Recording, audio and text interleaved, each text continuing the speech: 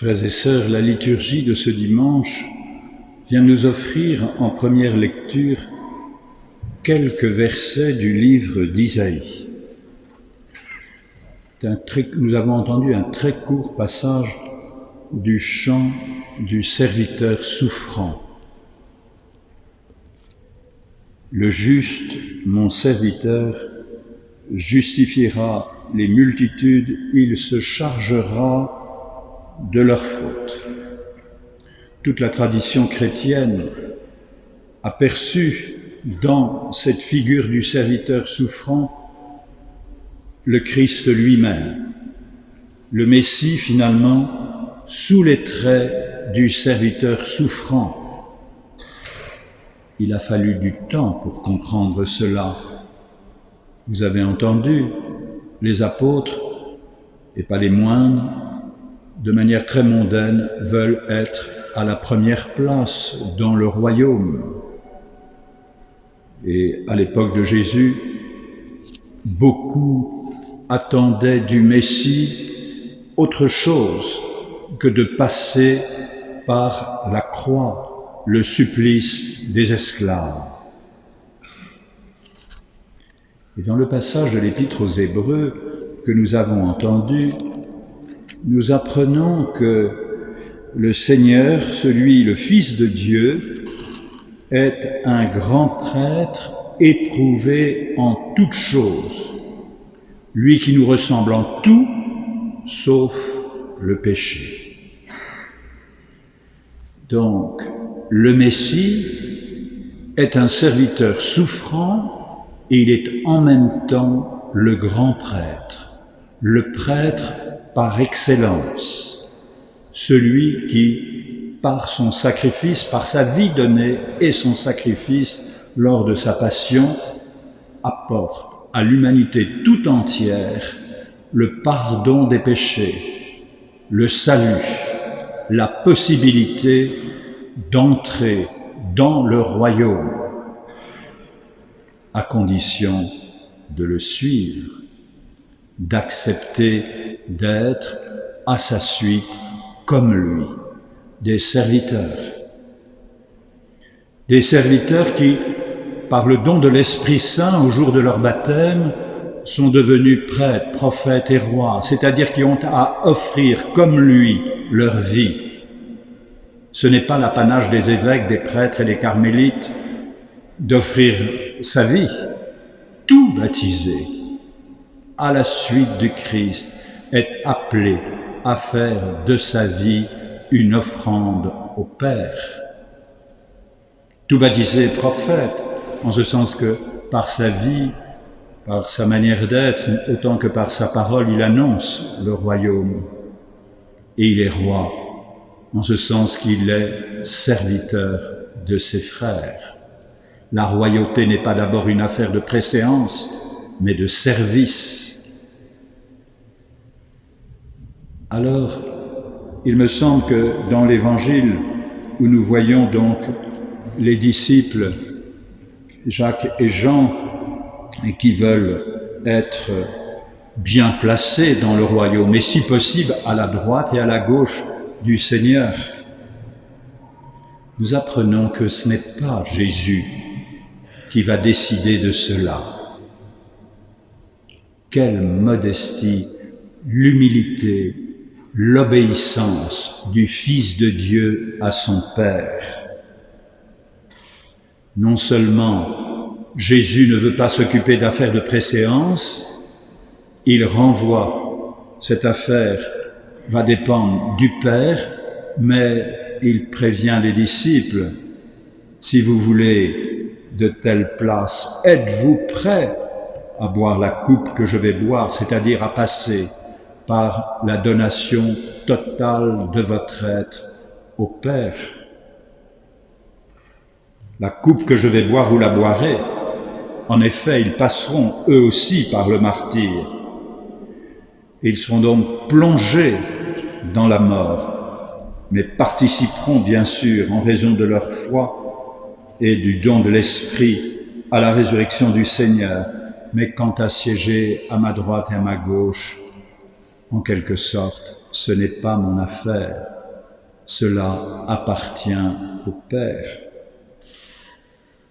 Et puis, Jésus poursuit, « Qui veut devenir grand parmi vous sera votre serviteur.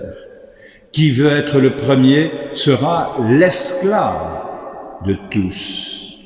Car le Fils de l'homme n'est pas venu pour être servi, mais pour servir et donner sa vie. » Eh bien voilà ce qui est demandé à tout baptisé, et je pense que le chemin synodal dans lequel nous allons progressivement entrer dans les mois qui viennent devrait nous y aider.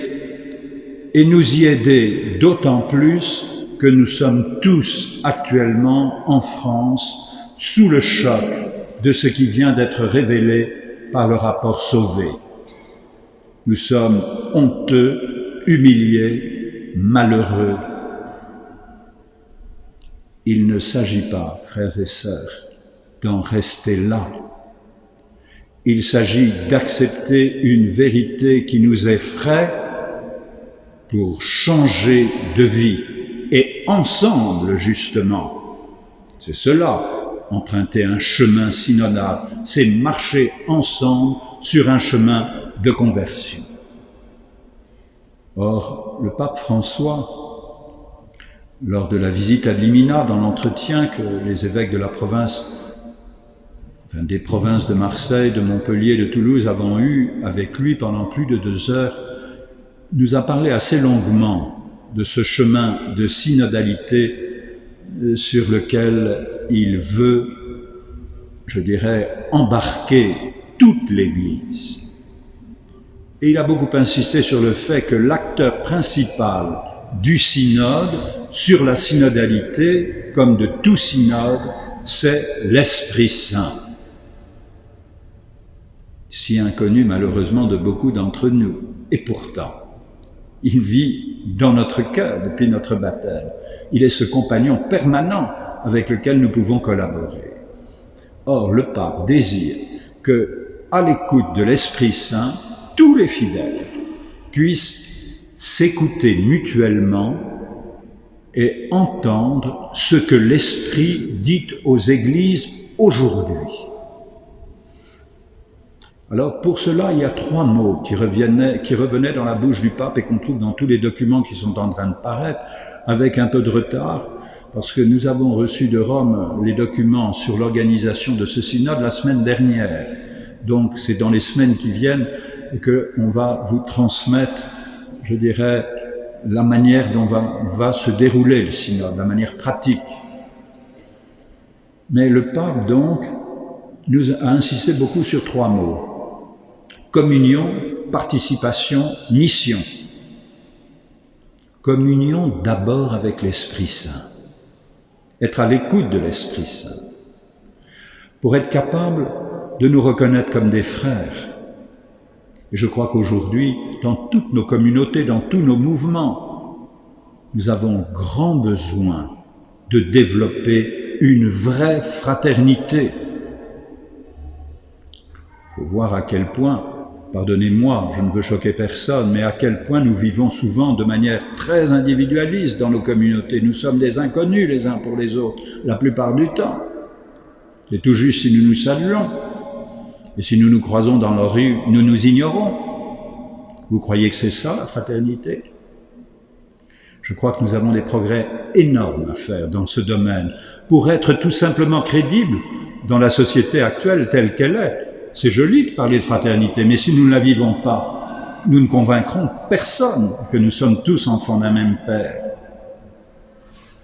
Alors ce chemin synodal, à l'écoute de l'Esprit Saint, devrait nous aider à nous écouter mutuellement, à nous reconnaître véritablement comme frères. Et en commençant, le pape y a insisté à différentes manières, par écouter le pauvre. Écouter ceux que l'on n'entend jamais dans nos communautés. Nous mettre à l'écoute de tous. Aider ceux qui ont du mal à parler pour qu'on les écoute. Qu'on écoute l'Esprit Saint parler en eux, de telle sorte que nous empruntions un chemin fraternel pour participer, deuxième mot, participation, véritablement pour que tout baptisé puisse participer à la vie de l'Église, en donnant son avis et en s'engageant sur un chemin de conversion, de collaboration avec tous les membres de nos communautés. Et tout cela en vue de la mission. Alors, nous ouvrons ce synode au niveau diocésain le jour où s'ouvre la semaine missionnaire chez nous, ça tombe bien, parce que la mission est urgente. Quelques-uns d'entre vous ont pu participer au congrès mission il y a 15 jours à Toulouse, où nous étions plus de 2000. Et on pouvait, en participant aux différentes propositions, voir à quel point aujourd'hui est en train de naître un esprit missionnaire. Une prise de conscience que, comme des statistiques récentes viennent de le publier, il y a 51% de Français qui ne croient absolument pas à l'existence de Dieu. Il n'y a pas de Dieu. Et ça, c'est le résultat de 3 siècles rationalistes. Il ne faut pas s'étonner. Maintenant, il y a quand même, je vous le signale, 49% de croyants. Mais ces 49%, nous avons la mission de faire connaître à nos contemporains qui ne connaissent plus, et certains sans aucune mauvaise volonté, mais ils n'en ont jamais entendu parler. Et aujourd'hui, permettez-moi de vous dire qu'une de mes angoisses, c'est de voir qu'il n'y a pas 10% des enfants catéchisés chez nous. Nous ne touchons presque plus personne. Donc il y a urgence. Et ce chemin synodal devrait nous réveiller. Réveiller chacune de nos communautés, réveiller l'Église en France, en Europe, et au-delà, bien sûr. Alors, je voudrais vous inviter à être très attentifs dans les semaines qui viennent aux propositions qui vous seront faites pour répondre aux questions qui nous seront posées, et dans un premier temps, au niveau diocésain. Jusqu'à la fin du mois de février, nous serons appelés à répondre au questionnaire, de telle sorte que début mars, une synthèse diocésaine parte pour Rome. Première phase de ce synode, puis il y aura une seconde phase continentale, où là, ce sera au niveau de chaque continent de répondre.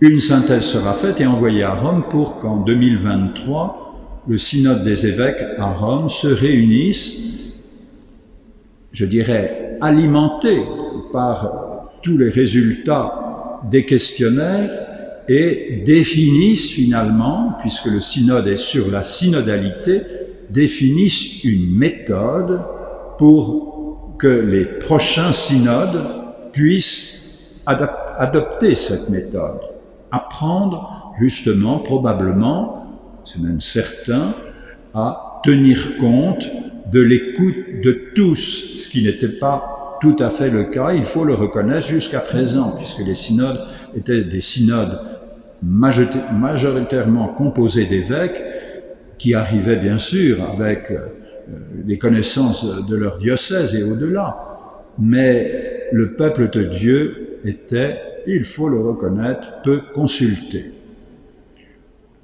Et j'insiste, je pense que dans le contexte de l'Église de France que nous vivons actuellement, ce synode peut nous aider à des conversions pour accepter de changer notre manière, je dirais, de gérer l'Église, mais au sens noble, de trouver probablement des moyens de diriger nos communautés d'une manière plus collégiale, j'allais dire moins cléricale.